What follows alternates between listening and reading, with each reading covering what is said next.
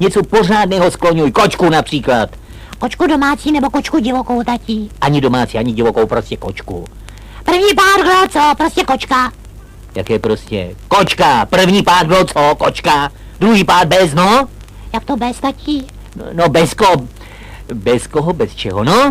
My se to učíme jinak, tatí. Tak se to budeš učit takhle. My se to učíme bez. My se učíme koho čeho?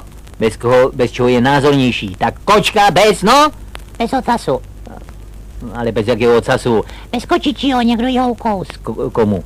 Komu čemu? Kočce, třetí pád. Komu čemu? Kočce. Takže bez ocasu. Ale neručuj mě pořád, nařídil jsem ti, co? Ty jsi mi nařídil, tatí, jenže já jsem měl naukous, fakticky ne, tatí. Nařídil jsem ti, abys skloňoval kočku, tak ji skloňuj, laskavě. Já za to nemůžu, že jo, někdo ukouskl. No pořád to jsem nepleť. Asi pes. Co pes, jaký pes, žádný pes. Asi hlídací. Žádného psa jsem nepleť, psa jsem ti skloňovat nedal. Čtvrtý pád, koho, co, no? Koho co, ocas? Jaký ocas, kočka jsem povídal. No kočka, co jeho někdo ukous, co jí někdo... No kočka, co jí někdo ukous, koho co? Ocas, čtvrtý pád. Ale už mě nezlob. Pořád sem pleteš to, co nemáš a to, co máš, nemohu z tebe dostat. Pátý pád, pátým pádem, co? Jak to pátým pádem, co, tatí? Pátým pádem voláme. My říkáme, oslovujeme. Voláme je názornější.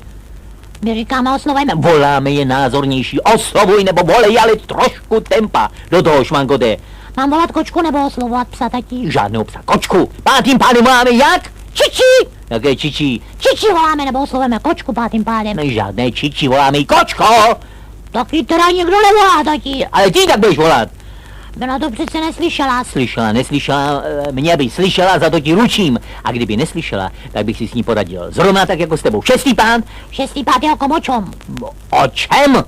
Jsi říkal o kočce, tatí. No dobrá, ale o kom, o čem? No o kočce, co jí někdo ukousl. Ale o kočce. Já tě s ní vyhodím. To je sedmý pád, s kým čím, sedmý pád? Jenže teď nemluvíme o sedmém pádu, teď mluvíme o tom, že ano. O čem? O čem?